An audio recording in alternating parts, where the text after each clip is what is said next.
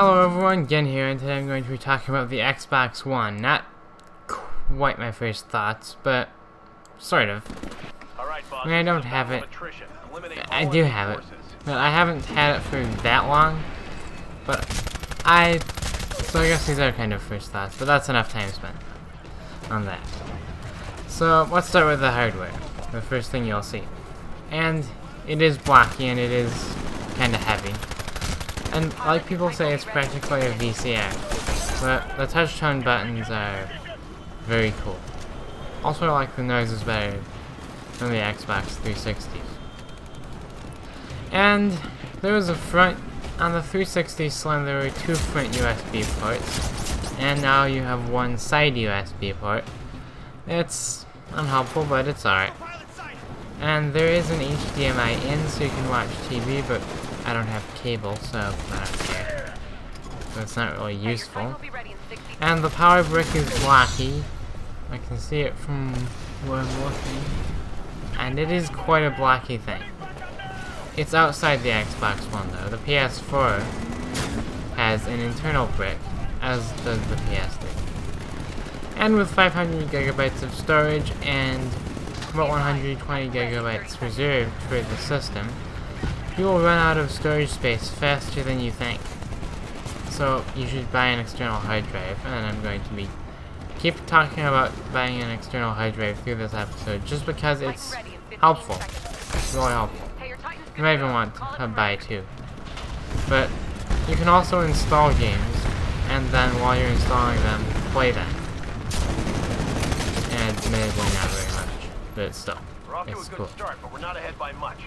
And speaking of cool, the cooling system on the Xbox One is quite impressive. If you feel the vents while the console's running, it sometimes gets a bit warm, but it always stays pretty cool. And that's not a surprise, since it was designed to run for 10 years at a time, which you probably won't conceivably have it on for 10 years. I know some people say they're going to leave theirs on for a long time, but I don't.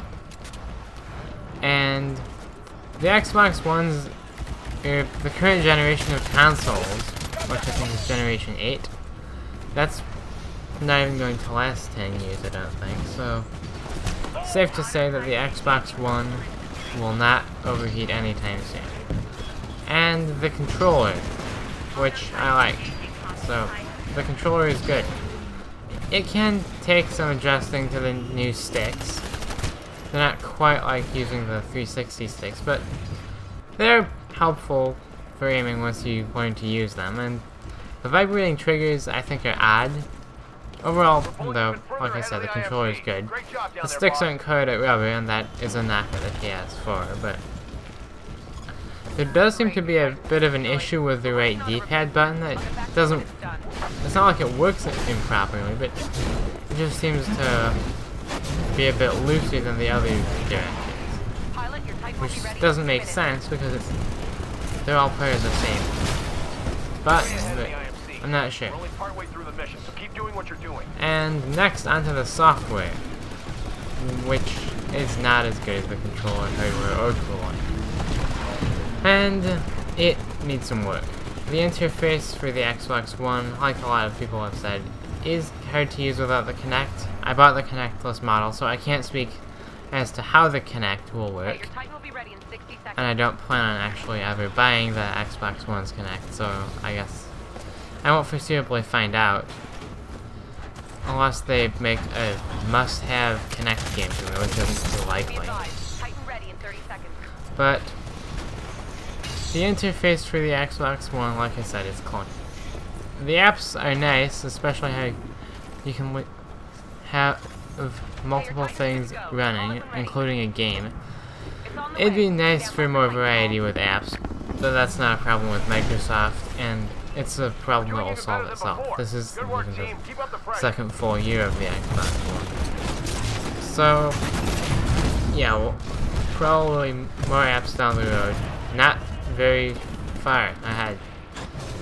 Also, a Pizza Hut app will probably appear, if there isn't one already. And the peripherals, well, peripherals as non-essential accessories are, I find, very helpful. Like I said earlier, and I'm going to keep beating this dead horse till the end of this video, you will want an external hard drive.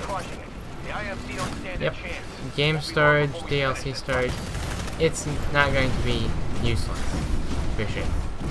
Also, you should buy a headset. The one included is just for talking, and really, for a console with this good graphics, with this kind of high quality graphics, you're not going to want high quality sound, you're just going to go with the TV sound. No. I have the Turtle Beach EXO ones, and they're nice. Not EXO as an EXO. And play-in charge kit's also useful. The included batteries will last you through some play, although you'll want a rechargeable kit. It'll save you over the long run, if you plan on playing a lot of Xbox One games, which I do. And interestingly enough, the headset only plugs into the controller. Unless you're using some sort of adapter, but I'm not.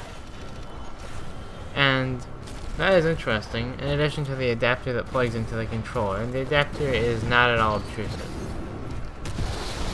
Oddly enough, with the play-in charge kit, when you unplug it, it seems to have some issues with not outputting sound. I'm really not sure what causes that. And the graphics for games are very good. Call of Duty Ghosts, it's okay. Battlefield 4 and Advanced Warfare, though, those look great. And the game selection is growing. There is already plenty of games like Battlefield, Call of Duty, and Halo, but there's also Titanfall and Watch Dogs, and there will be Just Cause 3 sometime soon. So yeah, there's a lot of room for improvement with the Xbox One. And thank you everyone, I'll see you later, Game453 out.